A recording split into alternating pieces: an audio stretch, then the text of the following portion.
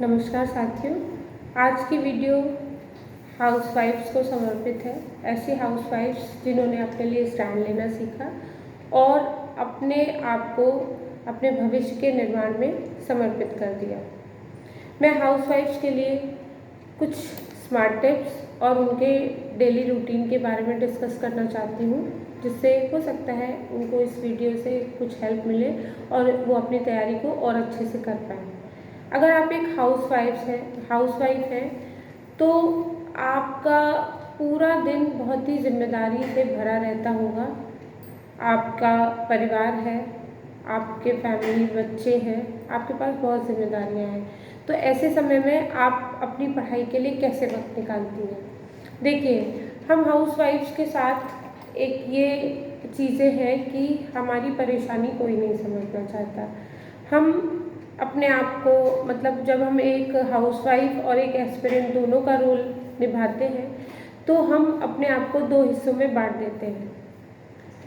एक तरफ हाउसवाइफ है और पूरे दिन हमें उन जिम्मेदारियों को निभाना होता है, और दूसरी तरफ हम एस्पिरेंट हैं और एस्पिरेंट की लाइफ डिमांड करती है पूरी तरह से डिवोशन।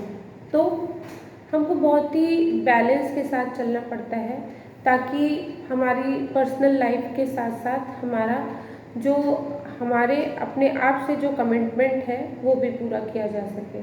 तो ऐसे समय में हमें अपने लिए कुछ स्मार्ट स्ट्रैटेजी की ज़रूरत होती है, कुछ टिप्स की ज़रूरत होती है, जिससे कि हम अपनी पढ़ाई को भरपूर समय दे सकें और साथ साथ अपनी जिम्मेदारियों को भी निभा सकें। नंबर 1, आप एक हाउसवाइफ हैं, लेकिन इसका ये मतलब बिल्कुल भी नहीं है कि आपकी जिम्मेदारी घर के प्रत्येक सदस्य की सारी नीड को पूरा करना है और उनकी सारी जिम्मेदारी आपके ऊपर है। ऐसा बिल्कुल भी नहीं है। अगर आप अपने आप को इस रूप में देखेंगी तो आपकी जिम्मेदारियां कभी नहीं पूरी होंगी और आप इस तरह से अपने आप को भी कभी संतुष्ट नहीं कर पाएंगी। देखिए, अगर आप एक एस्पिरेंट भी हैं तो आपको कहीं ना कहीं समय को काट कर बचा कर ही निकालना होगा, क्योंकि 24 घंटे में पूरे 24 घंटे आपके हाउसवाइफ रूटीन के लिए समर्पित होते हैं। तो ऐसे में आप समय कैसे निकालेंगी? ये बट ऑब्वियस सी बात है, जब तक आप अपनी जिम्मेदारियों को कुछ कम नहीं करेंगी आप अपने लिए समय नहीं निकाल पाएंगी।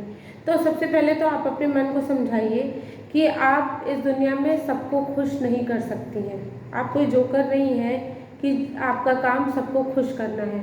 आप अपनी जिम्मेदारियों को निभाइए, लेकिन एक सीमा के दायरे में।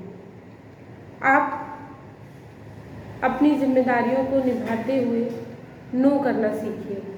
कुछ ऐसे काम हम पे ज़बरदस्ती लाद दिए जाते हैं जो हमारी रिस्पॉन्सिबिलिटी नहीं होते हैं। अब आप कहेंगे हाउसवाइफ की रिस्पॉन्सिबिलिटी बहुत ज़्यादा होती है, लेकिन जब हम एक एस्पिरेंट की भूमिका में होते हैं तो हमें अपनी जिम्मेदारियों को बांटना पड़ता है। तो आप भी अपनी कुछ जिम्मेदारियों को बांटिए और इस तरह से आप कुछ टाइम को सेव कर सकती हैं। नंबर 2, आपको, अगर आप एक हाउसवाइफ हैं और आपके पास फैमिली है तो आपके लिए अपने पूरे दिन के रूटीन पे आप नज़र डालिए। आपके दिन के कुछ हिस्से ऐसे होते होंगे जो आपने अपने लिए मी टाइम के रूप में रखे होंगे। जैसे सुबह का समय, सुबह 3 बजे के बाद और 6 बजे से पहले का समय ऐसा होता है कि वो पूरी तरह आपके लिए होता है। अगर आप सुबह जल्दी उठती हैं तो 3 से 4 घंटे की पढ़ाई आप आराम से कर सकती हैं। इसके अलावा अगर आपके बच्चे हैं, हस्बैंड हैं, तो आप उनके जाने के बाद दोपहर का समय आप अपनी पढ़ाई के लिए डिवोट कर सकती हैं। दोपहर का कितना समय आपको पढ़ाई के लिए डिवोट करना है ये डिपेंड करता है आपके रूटीन पर, आपके घर के सदस्यों का क्या रूटीन है उस हिसाब से। नंबर 3, शाम के समय 5 बजे के बाद और डिनर से पहले का कुछ समय आप अपनी पढ़ाई के लिए निकाल सकती हैं। जैसे 5 बजे से शाम 7 बजे तक का समय आप आराम से अपने लिए निकाल सकती हैं। हाँ, इसमें कुछ लोगों का ये कहना होगा कि हमारे बच्चे हैं, हमें उन्हें भी पढ़ाना होता है, हमारा घर है, हमें शाम को भी काम होता है। तो मैं आपसे फिर से वही बात कहूँगी कि जब तक आप अपनी कुछ जिम्मेदारियों को बांटेंगी नहीं, तब तक आप अपने लिए बिल्कुल समय नहीं निकाल पाएंगी। अगर आपके बच्चे हैं और आप तैयारी में हैं तो आप पढ़ाने का काम अपने हस्बैंड की हेल्प ले सकती हैं। अगर आपके हस्बैंड फ्री नहीं हैं तो आप बच्चे के लिए ट्यूशन वगैरह की व्यवस्था कर सकती हैं, जिससे आपको वो समय जो आपको खाली मिल सके। इसके बाद डिनर प्रिपरेशन के बाद आप 1 घंटा, अगर आपको कुछ भी नहीं समय मिलता है तब भी रात में सोने से पहले 1 से 1.5 घंटा अपनी पढ़ाई को ज़रूर दीजिए। अब आप कहेंगी सुबह 3 बजे जिसको उठना है तो रात में कैसे 11 बजे के बाद समय दे सकता है? दे सकता है, अगर आप अपने लक्ष्य के प्रति समर्पित हैं।